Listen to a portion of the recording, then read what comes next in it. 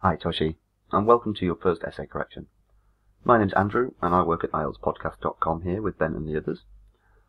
What we tend to do with these doubles is do them two at a time, and we read through them sentence by sentence so that we can provide you with some suggestions, some feedback, and I suppose just some comments with regard to the mark scheme to help you produce the best writing possible.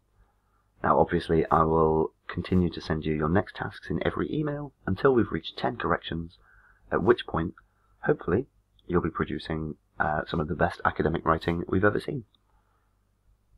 Now I can already see from this piece that you have structured your essay well, that you've thought carefully about the order of the sentences, that you've achieved a decent flow, that there is a clear overall progression of your idea. So the first thing we should really do with these tests is try to extract all the topic-specific vocabulary that we'll need. If we look at the words or the phrases that we're going to have to use frequently, and we know that we need to avoid repetition, we mustn't repeat ourselves, then we need to think of a variety of ways to say the same thing. Once we've thought of our variety, we can then extract our two ideas that we will be discussing in our body paragraphs, and then we can write our essay. So let's see how well you stuck to the rules. So it is argued that workers should remain in the same company for their whole career, while others believe that employees should seek a career change during their lives. So I wouldn't use the word career twice in one sentence. I would say, while others believe that employees should change jobs at least once during their lives. Oh, and we've used change jobs here. See, this is the issue.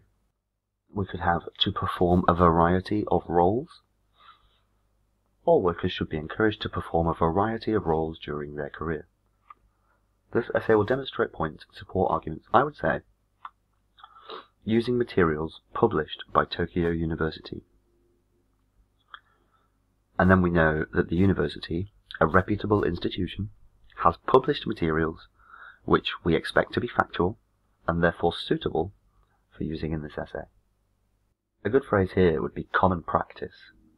It is common practice in some countries to make a career change, and this trend should be encouraged.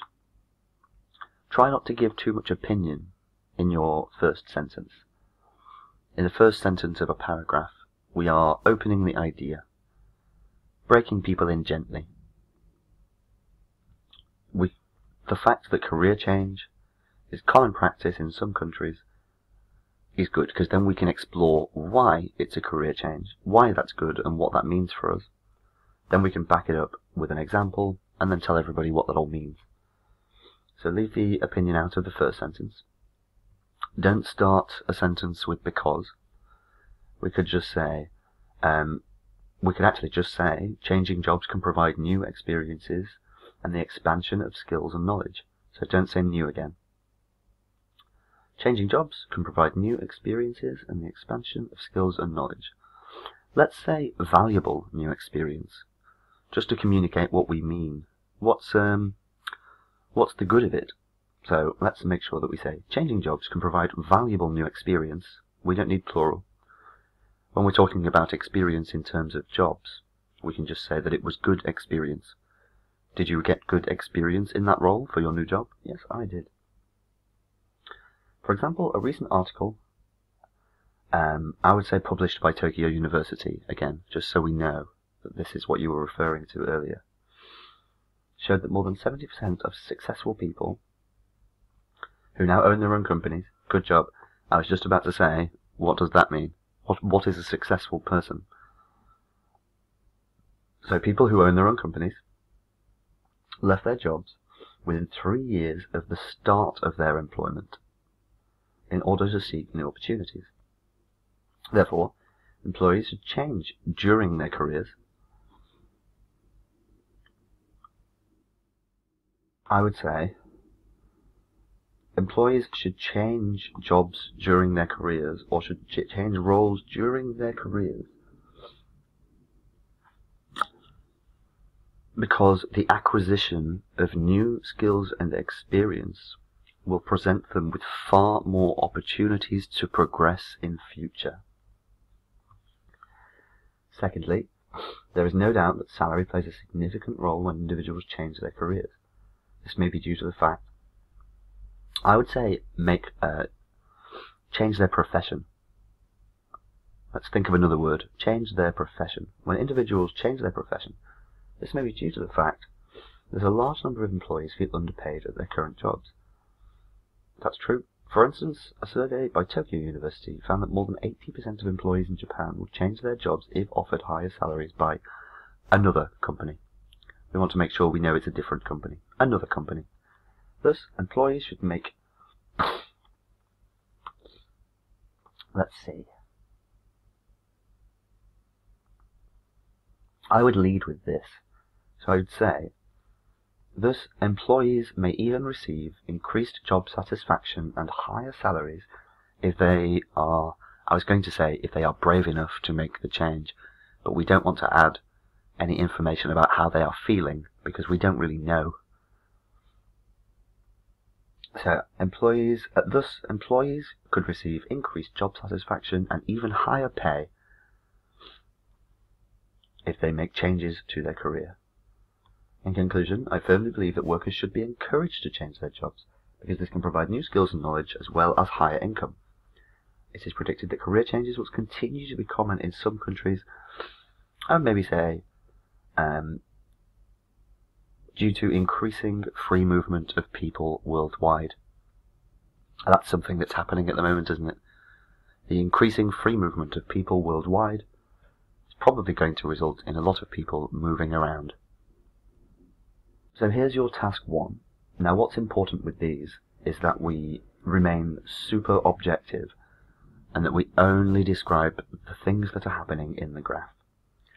We never add any other information, so we never say if something is shocking or surprising or anything like that. No feelings whatsoever, only data. So the bar graph illustrates the number, I'd say the bar chart, illustrates the number of birds killed by flu in the world from 1990 to 2000. Now if we look at the chart, global bird flu casualties refers to the number of people that died of bird flu. Bird flu is, especially because the World Health Organization tracks human illnesses and human disease events. Bird flu is a disease that begins and spreads in birds, but then we're measuring how it affects people, because that's what the World Health Organization does. So in here, we need to be talking about the number of people who died of bird flu, the number of fatalities, the number of victims, the number of casualties. It is clear that there is a significant increase in the death rate from bird flu. Death rate from bird flu. No plural and from. I would say throughout the period. If there's a significant increase in death rates by the end, then it's throughout the period. All of this could be replaced actually by the death rates, a significant increase in the death rate from bird flu throughout the period. And then I would not use this. I would have a comma after throughout the period, although there are some periods which remain almost unchanged. And then I would actually tell the people which periods those are. So you've missed off a 0 here, but also this should be a comma. At the third decimal place, every third decimal place, we introduce a comma to say that it's 170,000.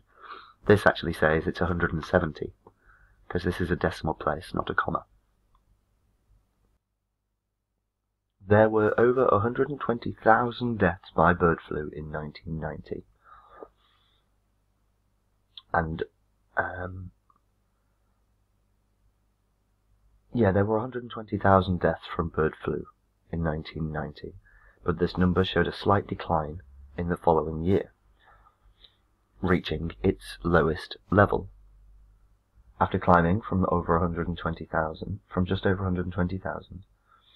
there is a similar pattern where the number of people, or the number of casualties, showed a slight decrease in 1993 from 1992. I would say between 92 and 93, or from 92 to 93. However, since 1994, the casualties have gradually increased year after year, rising from over 150,000 to over 170,000. After reaching its peak in 1997, the rates remained almost the same, but declined, we're talking about the past, declined slightly until 99, and increased until, in 2000 to its final value of, and then we want to just remark upon what it finished at.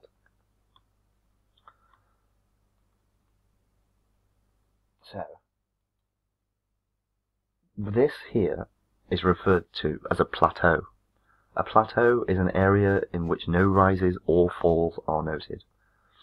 So what we have is an initial 2-year plateau, a rise, another 2-year plateau, and then a consistent rise each year until 1997, where only minor fluctuations were experienced, and this is essentially, effectively, a plateau lasting 4 years. But well done for getting these in, pal. What I would do is go through with this recording and correct your own work. Once you've done that, send us the next tasks that are in this email, and I'll have them back to you within 24 hours this time, I promise. Well done once again. Thanks for working with us, Toshihiro, and have a lovely day. Bye bye for now.